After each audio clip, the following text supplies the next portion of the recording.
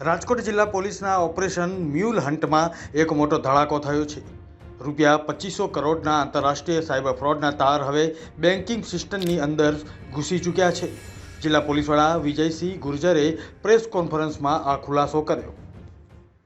માનનીય deputy CM સાહેબ, માનનીય ડીજીપી સાહેબના નિર્દેશ અનુસાર અને માનનીય નાયબ પોલીસ મહાનિરીક્ષક શ્રી રાજકોટ વિભાગના માર્ગદર્શન હેઠળ જો ઓપરેશન મ્યુલ હન્ટ અંતર્ગત જે રાજકોટ ગ્રામ્ય જિલ્લામાં જે તપાસ ચાલુ છે એમાં ઓલરેડી 1500 કરોડ જેટલો જે ટ્રાન્ઝેક્શન છે એ ઓલરેડી આ તમામ અકાઉન્ટ્સમાં ટ્રેસ કરેલો હતો અને આમાં અમુક આરોપીઓને અટક કરીને હાલ જ્યુડિશિયલ કસ્ટડીમાં છે. આ તપાસ દરમિયાન 3 આરોપીઓને આજ અટક કરવામાં આવ્યા છે. એમાં પહેલા આરોપી મૌલિક રામજીભાઈ કમાણી છે. આ યસ બેંકમાં પર્સનલ બેન્કર તરીકે કામ કરે છે છેલ્લા 2-3 વર્ષથી. અને મૌલિકભાઈએ પોતાના મેનેજર સાથે મળીને અને બીજા માણસના નામથી પેઢીના અકાઉન્ટ તૈયાર કરવાના, આમાં જે માણસના નામનું અકાઉન્ટ ખોલાઈ રહ્યું છે એની જગ્યા બીજા માણસની સહી કરવાની, પછી આ અકાઉન્ટને ઓપન કરવાના, એપીએમસીથી દસ્તાવેજ લેવાના, આ અકાઉન્ટમાં કાંઈ પણ નાની મોટી સમસ્યા આવે તો એને દૂર કરવા માટે પોતાના મેનેજર સાથે મળીને પ્રયાસ કરવાનો.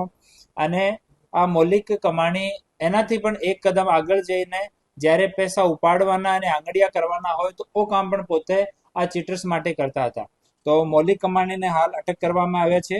એ મૂળ મેઘપર કાલાવાડ જામનગર જિલ્લાના રહેવાસી છે અને અમુક સમયમાં જ્યારે કોઈ સેન્સિટિવ ટ્રાન્ઝેક્શન થતો હોય તો બેન્કિંગ સિસ્ટમમાં અલર્ટ જનરેટ થતા હોય છે. તો એ લોકો આ અલર્ટ જનરેટ કઈ રીતે ફાઇલ થાય અને અકાઉન્ટ પરત ઓપન થઈ જાય અને ટ્રાન્ઝેક્શન ફરીથી એના ઓપન થઈ જાય એના માટે લોકો અલગ અલગ ઇન્વોઇસીસનો, એપીએમસીના કાગળોનો, બિલ્સનો યુઝ કરતા હતા. બીજા જો અટક કર્યા છે એ કલ્પેશ વિઠ્ઠલભાઈ ડાંગરિયા છે. એ હાલ એક્સિસ બેંકમાં બ્રાન્ચ મેનેજર છે, પીપર બ્રાન્ચ જામનગરમાં.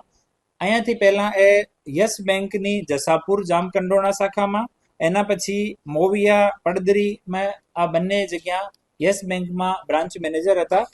અને કલ્પેશભાઈ વિઠ્ઠલભાઈ ડાંગરિયા છે એ જો આ કેસમાં મેઇન વોન્ટેડ આરોપી છે. યાજ્ઞિક ઉર્ફે લાલો, લાલા સાથે એની મુલાકાત થઈ. લાલો એની મુલાકાત ઋષિત રેણી સાથે કરાઈ. એ લોકો નવા જ્યારે એકાઉન્ટ પેઢીના ખોલતા હતા ત્યારે લોકો બીજા સ્ટાફને ત્યાં મોકલીને સહી કઈ રીતે કરવાની છે, કઈ રીતે જો સિસ્ટમેટિક વેરિફિકેશન છે એને બાયપાસ કરવાનું, આમાં એ લોકો મદદ કરતા હતા. પોલીસે વધુ 3 બેંક કર્મચારીઓની ધરપકડ કરી છે, જેમાં ખાનગી બેંકમાં ફરજ બજાવતા મૌલિક કામાણી, જામનગર પંથકના કલ્પેશ ડાંગરિયા અને અનુરાગ બાલધાનો સમાવેશ થાય છે. બેન્કિંગ સિસ્ટમમાં ટ્રાન્ઝેક્શન્સની અમુક મર્યાદા હોય છે તો આ મર્યાદાને બાયપાસ કરવા માટે એપીએમસી જો માર્કેટ છે આનો એક વન ટાઈમ લેટર મળે છે કે ભાઈ આ પેઢી અમારે અહીંયા કામ કરે છે, તો આ લેટર તમે લઈ આવો તો પછી તમારા ટ્રાન્ઝેક્શનમાં વાંધો નહીં આવે. આ પણ સલાહ એ કલ્પેશ ડાંગરિયાએ એ ચીટર્સને આપી હતી. એના સિવાય જો કોર બેન્કિંગ સુવિધા છે કે ભાઈ આ યસ બેંકમાં દરેક બ્રાન્ચ હોમ બ્રાન્ચ જેમ ગણાય છે, તો જે બ્રાન્ચમાં પૈસા અવેલેબલ હોય કેસના, આ બ્રાન્ચ માટે લોકો પણ આને રેફર કરતા હતા કે આજ અમારી બ્રાન્ચમાં પૈસા નથી તો તમે ચેક લઈને આ જગ્યા, જેમ કે રેસ કોર્સની બ્રાન્ચ છે, આ જગ્યા તમે ચેક લઈને માણસને મોકલો. ત્રીજા માણસ જો આજ અટક કર્યા છે એ અનુરાગભાઈ ચંદુભાઈ બાલદા છે. એ હાલ એચડીએફસી બેંકમાં કામ કરે છે, પણ એનાથી પહેલા એ યસ બેંકમાં પર્સનલ બેન્કર તરીકે કામ કરતા હતા અને જસાપુર જામકંડોરણા બ્રાન્ચમાં કામ કરતા હતા. અનુરાગભાઈ બાલદાએ ઋષિત રેણીની સામે બેસીને ગોંડલમાં ફોર્મ ભરવામાં આવ્યો અને આ ફોર્મ નરેન્દ્ર નામના વ્યક્તિનો અકાઉન્ટ ખોલવામાં આવ્યો, પણ એની જગ્યા નરેન્દ્રની જગ્યા આ ઋષિત રેણીએ સહી કરી હતી. અકાઉન્ટ ઓપનિંગ ફોર્મમાં પણ, ચેકબુકમાં પણ અને બીજા જેટલા પણ વેરિફિકેશનના કાગળો છે આ તમામમાં ઋષિત રેણી એની સામે સહી કરી હતી. આ જાણવા છતાં અનુરાગ બાલદાએ નીચે ફોર્મમાં કે ભાઈ હું સર્ટિફાઈ કર્યો છે કે આ માણસ જેના નામ લખેલું છે આ ઉપર સાઇન કરી છે, તમામ વસ્તુ લખીને વેરિફિકેશન કરીને બ્રાન્ચમાં આપ્યો અને બ્રાન્ચમાં એના જે મેનેજર છે એને વેરીફાઈ કરીને આ અકાઉન્ટ ઓપન કર્યો. તો એ 3 લોકોની સંડોવણી આ ગુનામાં મળી. તો એ ત્રણો બેંકના 3 કર્મચારી હતા. આ 3ને હાલ અટક કરવામાં આવ્યા છે અને બેંક તરફથી અમે લોકો ઓરિજિનલ જેટલા ઓપનિંગ ફોર્મ આ લોકોના ટેન્યોર દરમિયાન જેટલા પણ અકાઉન્ટ્સ ઓપન થયા એની માહિતી પણ માંગી રહ્યા છીએ ને પછી આ તમામ ડોક્યુમેન્ટ્સને એના જો ઓરિજિનલ ઓનર્સ છે એના સ્પેસિમેન સિગ્નેચર્સ અને રાઇટિંગ સાથે એફએસએલમાં મોકલવાના છીએ. હાલ સુધીમાં આ કેસમાં 20 લોકોની અટક થઈ ગઈ છે આ 3 સહિત, અને 20 માણસો જે કસ્ટડીમાં છે. હાલ એક પણ માણસને બેલ મળી નથી અને ટોટલ 85 જેટલા બેંક અકાઉન્ટ મળ્યા છે જેના ઉપર 1930ની 535 જેટલી કમ્પ્લેન રજીસ્ટર્ડ છે. આ કમ્પ્લેન જો 535 છે આમાં 74 કરોડ જેટલો અમાઉન્ટ ઇન્વોલ્વ છે જો ખરેખર સાયબર ફ્રોડનો અમાઉન્ટ છે. ઓર ટોટલ જો આ 85 બેંક અકાઉન્ટમાં જો ટોટલ ટ્રાન્ઝેક્શન થયું છે તો 2500 કરોડ રૂપિયાથી વધારાનો હાલ થઈ ગયો છે. ઓપરેશન મ્યુલ હન્ટ હેઠળ અત્યાર સુધીમાં કુલ 20 આરોપીઓની ધરપકડ કરવામાં આવી છે.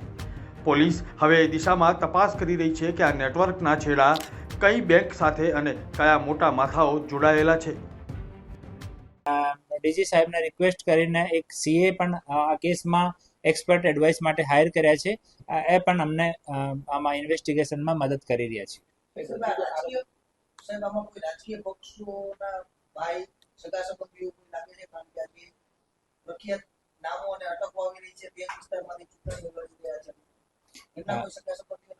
નહીં, હાલ અમારી સામે એવો કોઈ રાજકીય પક્ષ સાથે સંકળાયેલો હોય એવો કોઈ પણ એક પણ આ આરોપીઓમાંથી હાલ સુધી આવ્યો નથી ઓર વ્યવસ્થિત એની તપાસ ચાલુ છે.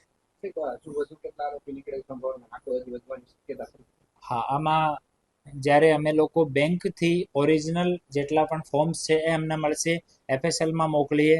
આ અકાઉન્ટ હોલ્ડર્સ લોકોની વેરિફિકેશન સાથે ચાલુ છે. અમે લોકો હાલ 4-5 લોકોનો 183નો સ્ટેટમેન્ટ પણ જો અકાઉન્ટ હોલ્ડર્સ છે જો વચ્ચેના લોકો છે એનો કોર્ટમાં 164 જો જૂનો નિવેદન હતો ઓપન કરાય છે. એમાં પણ પુષ્ટિ થઈ છે કે બેંકવાળા લોકો આ આરોપીઓ સાયબર ફ્રોડ કરવાવાળા લોકો સાથે મળીને અને આ સારો ગુનાહ આચર્યો હતો. તો એક વખત વેરિફિકેશન થયા પછી થઈ શકે કે સંખ્યા ઓર વધે.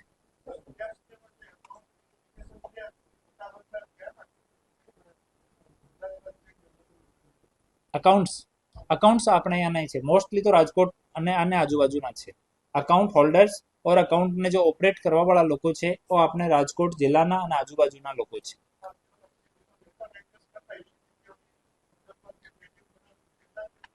હા, એપીએમસી માર્કેટ જેમ કે અમુક પેઢીઓ માટે અમુક અકાઉન્ટ્સ માટે ગોંડલ એપીએમસી નો લેટર યુઝ કરેલો છે, અમુક માટે આપણી રાજકોટની જો એપીએમસી છે એનો પણ લેટર યુઝ કરેલો છે. અને આ મેનેજર સાહેબ જો છે એના દિમાગની આ હતી કે ભાઈ તમારે એપીએમસી નો લેટર જે મળી જાય તો પછી આ ટ્રાન્ઝેક્શનમાં તમને વાંધો નહીં આવે. રાજકોટની એપીએમસીની કેટલી પેઢીઓ છે? આમાં રાજકોટની અને ગોંડલની ઓર બાકી આજુબાજુની જો અમારી પાસે પેઢીના નામ અને અકાઉન્ટ નંબર આવી રહ્યા છે એની અમે તપાસ કરી રહ્યા છીએ. ઓર જો પેઢીમાં ટ્રાન્ઝેક્શન ડાઉટફુલ છે આ પેઢીઓ માટે અમે ફર્ધર અલગ અલગ જગ્યાથી માહિતી માંગી રહ્યા છીએ. અને જેટલી એપીએમસી છે આ એપીએમસી તરફથી પોલીસને 100% સહકાર મળી રહ્યો છીએ. જો દસ્તાવેજ અમે માંગી રહ્યા છીએ આ તરત અમને મળે છે અને આ તમામ દસ્તાવેજોની વ્યવસ્થિત તપાસ ચાલુ છે.